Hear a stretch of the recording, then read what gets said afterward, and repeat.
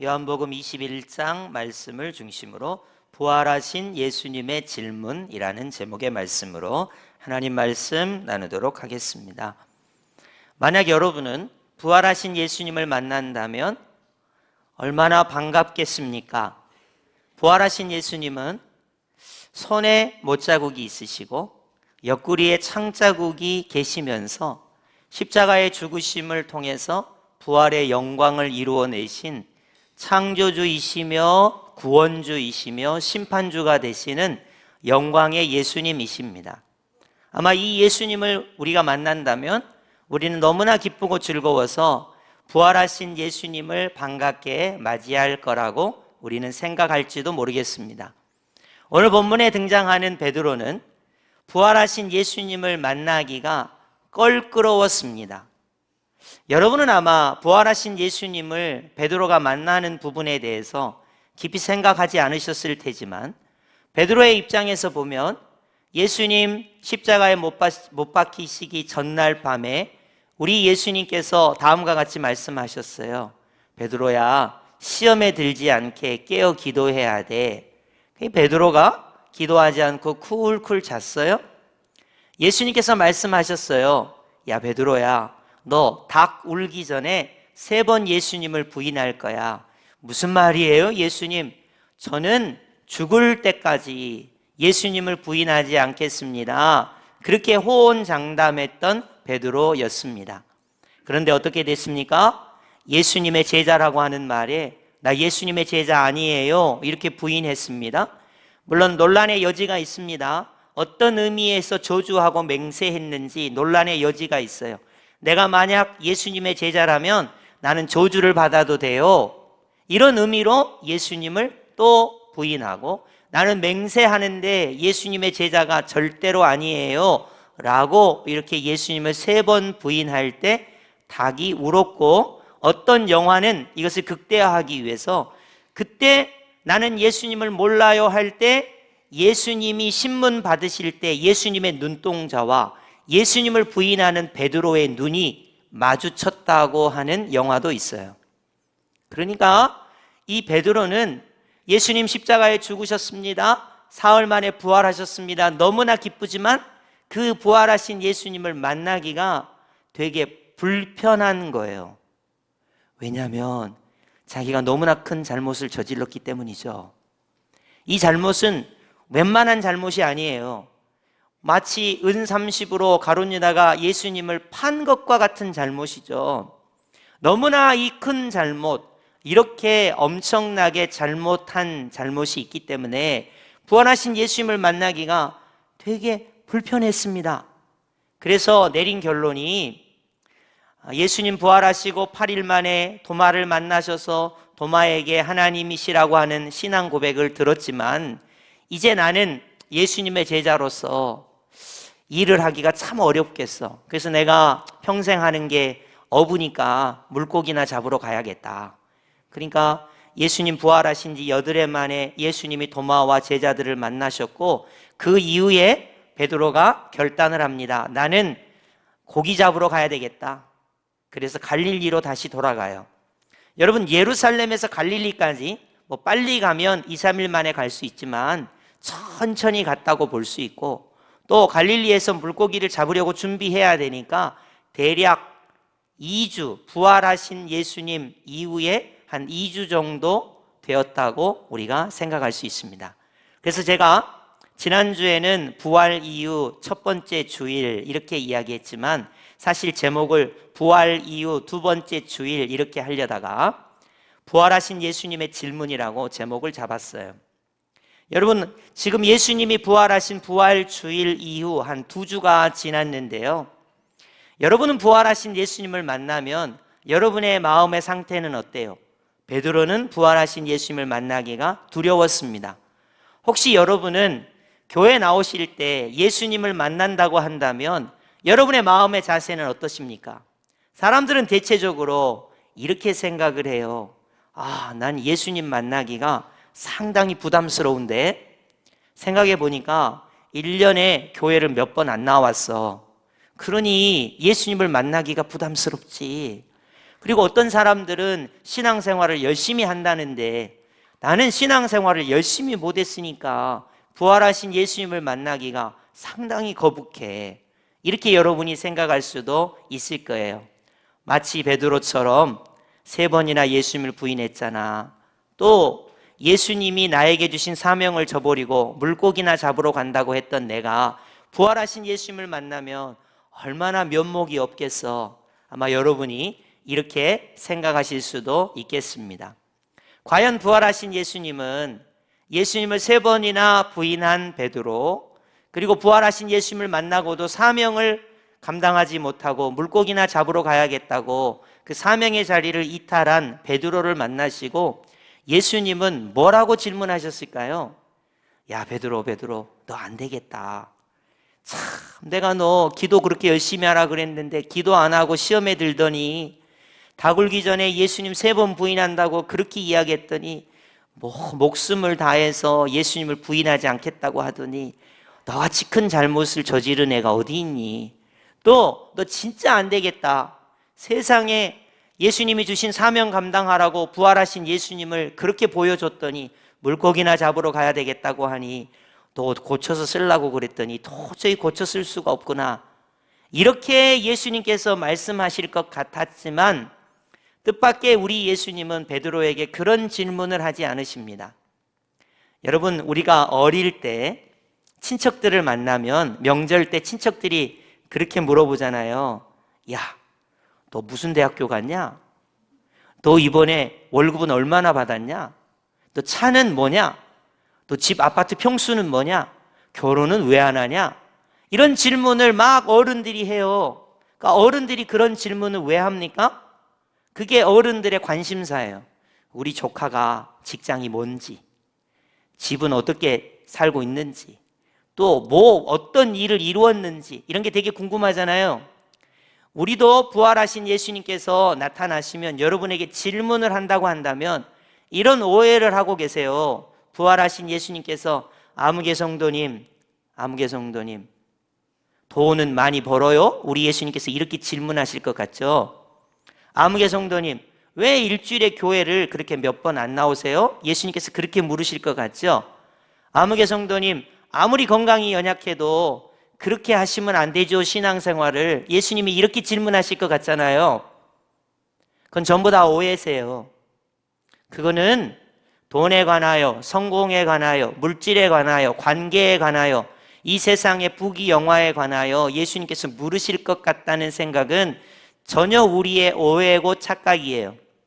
부활하신 예수님께서 베드로에게 다음과 같이 질문하십니다.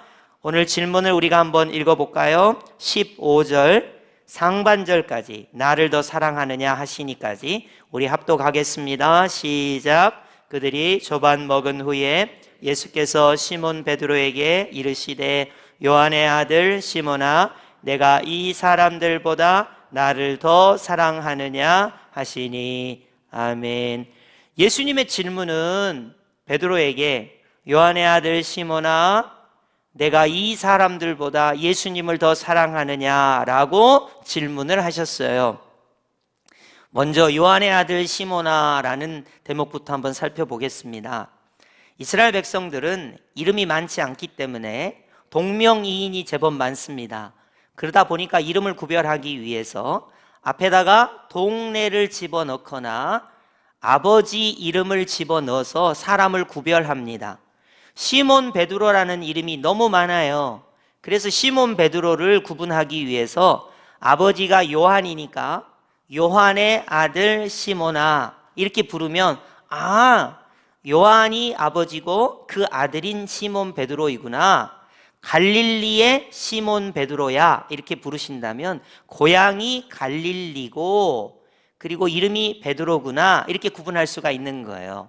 그래서 베드로의 아버지의 이름은 요한이라는 것을 알 수 있고요. 요한의 아들 시몬아 이렇게 부르셨습니다. 그러니까 예수님과 베드로의 관계가 얼마나 친밀한지 알 수 있겠죠. 아버지 성함을 알 정도로 친밀한 관계예요. 이 예수님께서 베드로에게 다음과 같이 질문하십니다. 너 왜 3번이나 예수님 부인했어? 너는 왜 그렇게 믿음이 없냐? 그리고 사명을 감당하라고 그랬는데 왜 사명을 감당하지 않고 여기서 이렇게 방황하고 있는 거야? 왜 기도 생활은 그렇게 안 해서 시험에 드는 거야? 이런 질문은 아예 안 하셨어요. 그리고 딱 하나 질문하십니다. 이 사람들보다 예수님을 사랑하느냐고 질문을 하고 있습니다. 이 질문을 조금 풍성하게 하면, 우리말에는 사랑하냐라고 질문할 때 의미가 여러 개가 있겠지만은 딱 하나죠. 사랑하냐. 그러나 헬라어는 사랑하냐라고 물을 때 사랑이라는 단어가 여러 가지가 있습니다. 그래서 제가 조금 풍성하게 하자면 아가파오메라고 우리 예수님께서 물으셨어요. 이 말은 무슨 말이냐면, 요한의 아들 시몬아, 내가 예수님을 사랑하는데 하나님의 사랑으로, 무조건적인 사랑으로, 희생적인 사랑으로 예수님을 사랑하니? 라고 물으신 거예요. 그러니까 헬라어는 사랑이 종류가 있답니다. 동사가 종류가 있어요. 하나님의 사랑으로 예수님을 사랑하니? 라고 우리 예수님께서 시몬 베드로에게 물으신 것입니다.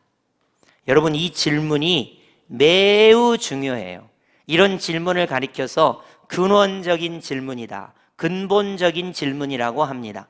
너 돈 많아? 너 성공했어? 너 건강하니? 너 열심히 했니? 이런 건 조건적인 질문이죠. 그러나 우리 예수님께서 이 시몬 베드로에게 예수님을 사랑하니? 라고 질문하셨다는 것을 여러분이 꼭 기억하셔야 하겠습니다. 이 질문은 우리에게도 동일해요. 여러분이 예수님을 위해서 헌신을 덜 하셨더라도, 교회 출석이 조금 부족할지라도, 교회 봉사가 부족할지라도, 여러분이 찬양을 조금 덜 하셨을지라도, 어떻게 보면 하나님께서 주신 여러분의 삶에서 헌신과 봉사를 덜 하셨다 할지라도 예수님의 관심사는 그게 아니에요. 예수님 3번 부인했니? 사명의 자리에서 이탈했니? 그런 질문을 하시지 않고 예수님을 사랑하니? 라고 질문하시고 있습니다. 여러분이 예수님의 사랑의 크기와 넓이를 어떻게 생각하시는지 모르겠습니다. 우리 예수님은 죄인인 저와 여러분을 위해서 십자가에 자기 살을 찢으시고 보배 피를 흘리시기까지 우리를 사랑하신 거예요. 예수님의 사랑의 크기와 넓이가 우리의 행함, 주일날 좀 몇 번 빠진 거, 기도 생활 좀 못한 거, 좀 힘들고 어려워서 원망하고 불평한 거, 사명의 자리를 좀 이탈한 거, 교회 볼 때 나는 예배 생활을 잘 못해서 사람들 보기에 좀 창피해, 이런 정도의 수준의 예수님의 사랑이시라고 여러분이 오해하신다면 그런 오해를 다 걷어내시기 바라요. 우리 예수님의 십자가 사랑이라는 것은 우리를 죄악 가운데 구원하셔서 살을 찢으시고 보배 피를 흘려주시는 예수님의 사랑인 거예요.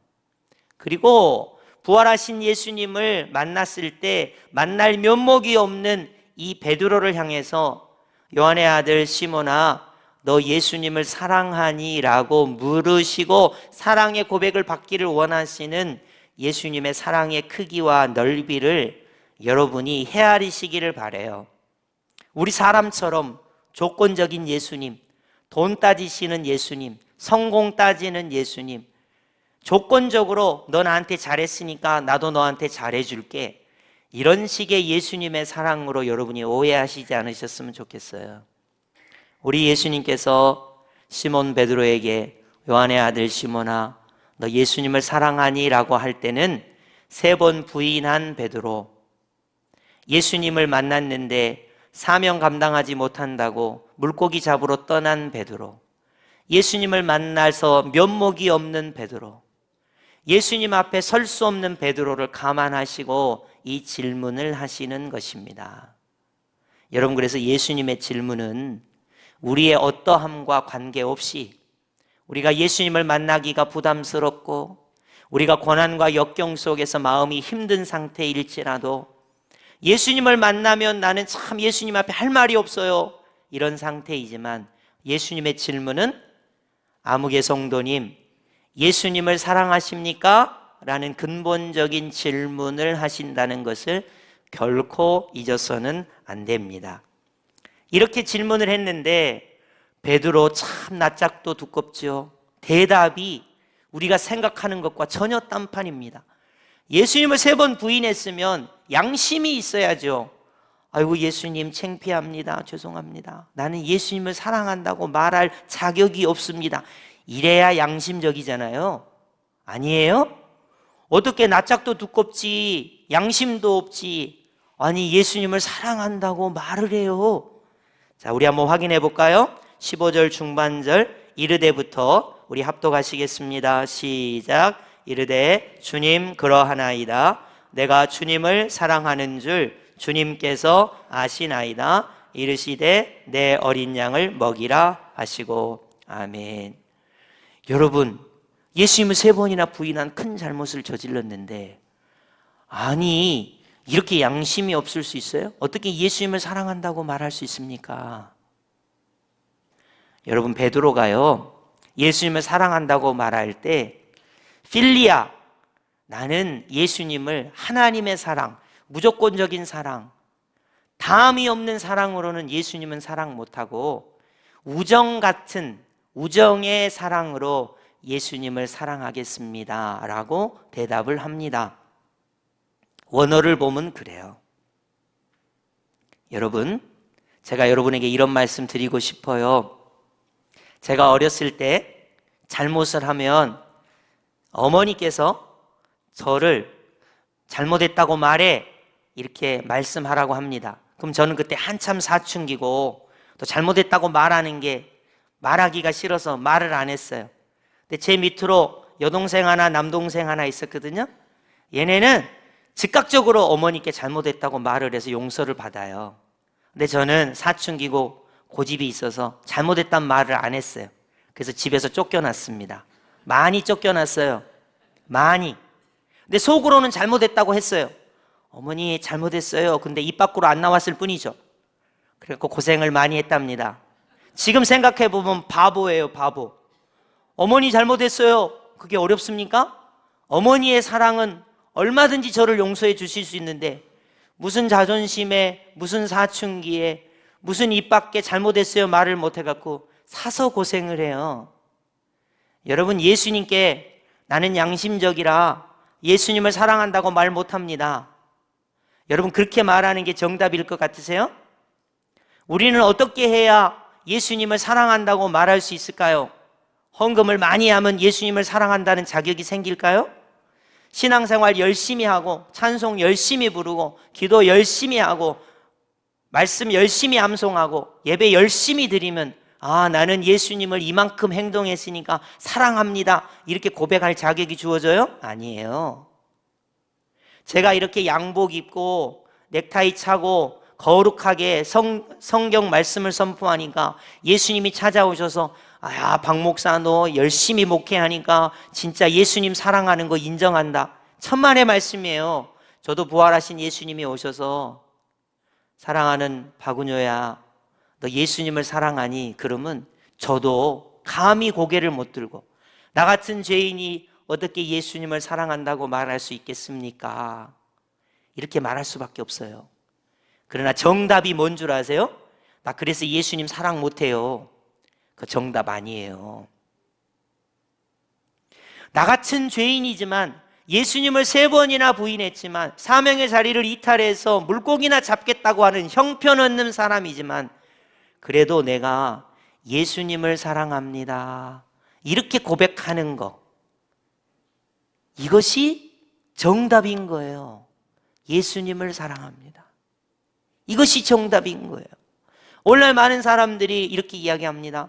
나는 예배 생활도 많이 못하고 예배도 많이 못 드리고 또 교회에서 봉사도 많이 못하니까 나 같은 것이 무슨 예수님을 만날 자격이 있겠나 이렇게 생각을 하세요. 여러분, 예수님의 십자가 사랑, 베드로를 한없이 사랑하시고 용서하시는 예수님의 사랑 앞에서 우리가 예수님을 사랑하지 못한다고 말할 수 없는 거예요. 우리는 반드시 다음과 같이 고백해야 돼요.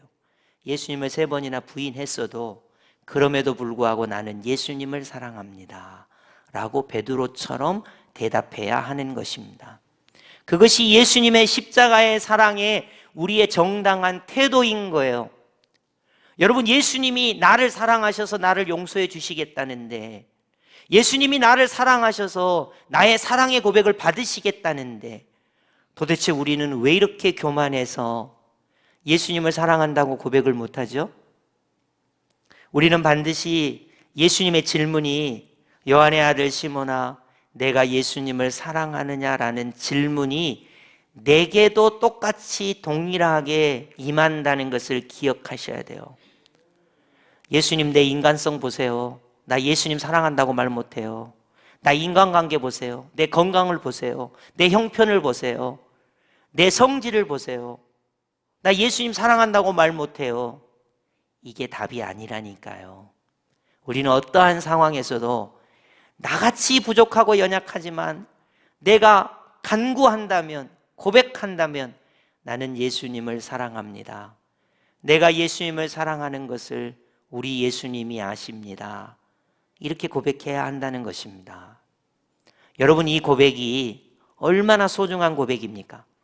이렇게 한 번 예수님께서 질문하셨어요. 2번 질문하셨습니다. 3번 질문하셨습니다. 여러분, 우리는 3번이라는 숫자에 트라우마 없지요. 그러나 베드로는 3번 그러면 트라우마가 있어요. 죽을 것 같아요. 3번 예수님을 부인했으니까요. 이 3번이라는 이 숫자 앞에 베드로가 어떻습니까? 감히 염려하며 근심하며 예수님께 말합니다. 내가 예수님을 사랑하는 줄 예수님이 아십니다. 여러분, 사실 요한복음 21장은 부록 같은 거예요. 20장에서 끝나도 되거든요. 근데 아무리 생각해도 요한이 생각해 보니까 요한복음 21장에 예수님을 사랑합니다 이 3번의 고백을 써놓지 않으면 베드로가 앞으로 교회에서 설교를 못할 것 같아요. 사람들이 그럴 거 아니에요. 요한복음 21장이 만약 없고 20장에서 끝났으면 어떻게 되겠어요? 속으로 그러죠. 아니, 예수님을 3번이나 부인해놓고 낯짝도 두껍다. 야, 어떻게 저 앞에서 저렇게 설교를 하고 교회 대표라고 하냐. 나 같으면 한 10년 근신하겠다. 10년 근신. 여러분, 우리는 큰 잘못을 하면 근신시키잖아요. 그죠? 뭐 예를 들어 정치적으로 잘못 발언을 하면 그래도 1년 정도는 안 나와야죠. 한 2년 정도는 숙고의 기간을 겪어야 돼. 사실 베드로처럼 큰 잘못을 하면 10년 정도는 교회 앞에 안 나와야 사람들이 잊어버릴 거 아니에요. 그래서 성경을 기록했어요. 부활하신 예수님께서 3번 예수님 사랑하냐고 질문하셨고, 베드로가 부족하지만 3번 예수님 사랑한다고 고백해서 3번 부인한 내용을 우리 예수님께서 깨끗이 씻어주셨다. 이렇게 21장이 기록되어 있는 거예요. 그래서 사람들이 베드로를 볼 때 그래도 안심이 되는 거죠.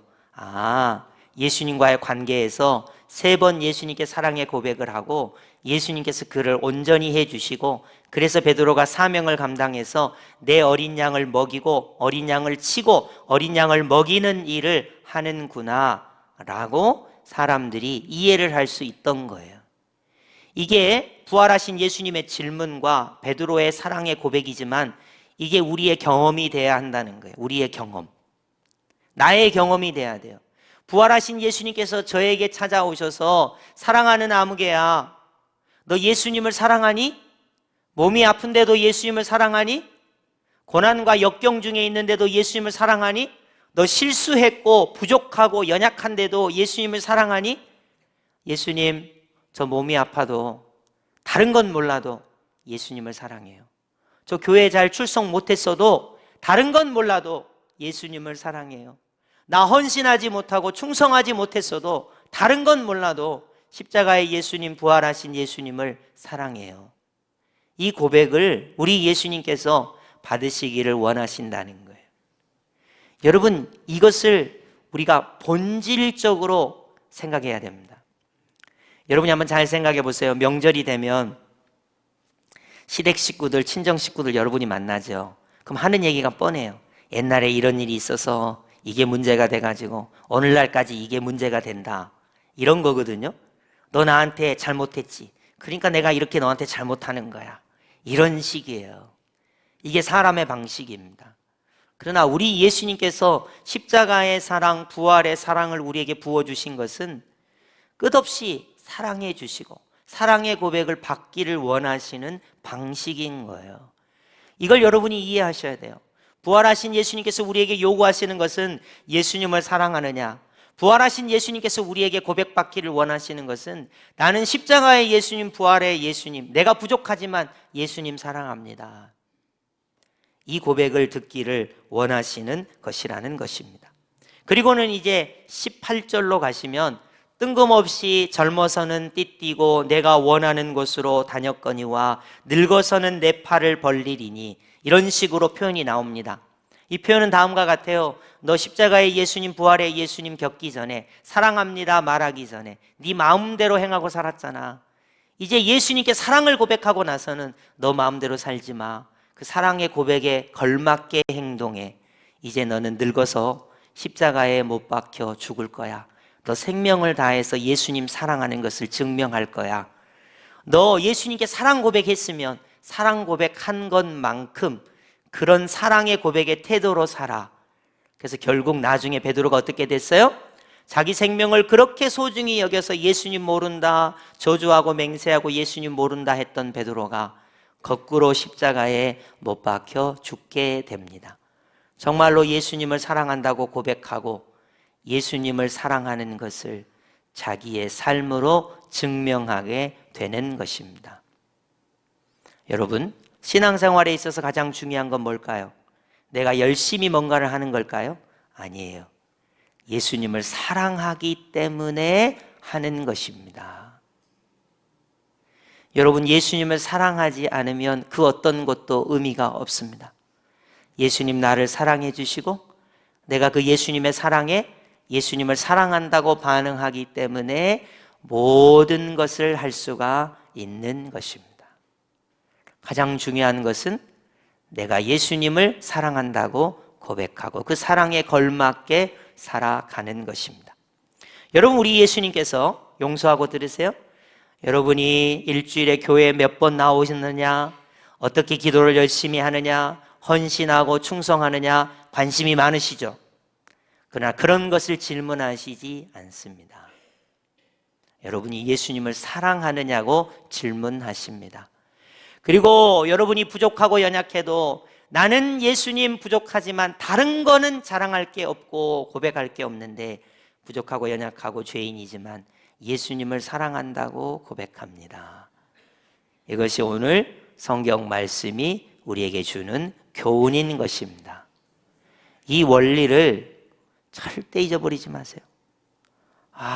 나는 교회 가면 사람들 만나기가 좀 부담스러워. 목사님 얼굴 보기도 좀 그렇고 교인들 보기도 좀 그렇고. 여러분, 그런 거 생각하지 마세요. 예수님을 사랑합니다. 예수님을 사랑하니까 예배의 자리로 나가는 거예요. 왜 누군가 나를 평가하는 것을 생각하시죠? 예수님마저도 너 예수님 사랑하니?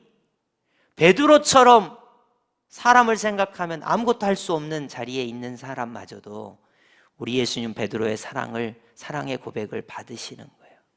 우리도 마찬가지예요. 여러분, 우리가 뭘 얼마나 잘해서 사람들 보기에 떳떳해가지고 나는 이런 일을 이렇게 했으니까 난 교회에 와가지고 나는 이렇게 자랑스럽게 뭔가를 해야지. 그런 오해 아닌 오해하지 마세요. 우리는 그저 예수님을 사랑합니다. 이 고백 때문에 이 자리에 나와 있는 거고 이 고백 때문에 우리가 신앙생활 하는 것입니다. 여러분, 앞에 서 있는 목회자인 저도 부활하신 예수님께서 박은효야 너 예수님 사랑하니? 그러면 내 시간과 내 노력과 내 한 것으로는 예수님을 사랑한다고 고백하기가 어렵습니다.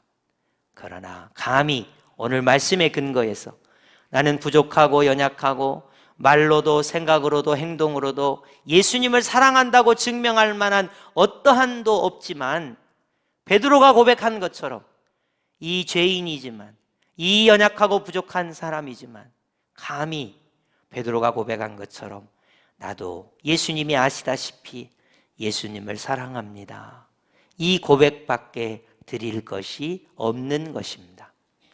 오늘 이 말씀을 여러분이 꼭 기억하시고 언제나 예수님께서 저에게 질문하실 때, 여러분에게 질문하실 때 요한의 아들 시몬아 내가 이 사람들보다 예수님을 더 사랑하느냐 질문하실 때마다 내가 예수님을 사랑하는 줄 우리 예수님께서 아십니다. 이 놀라운 사랑의 고백만이 드려지기를 예수님의 이름으로 축복합니다. 아멘.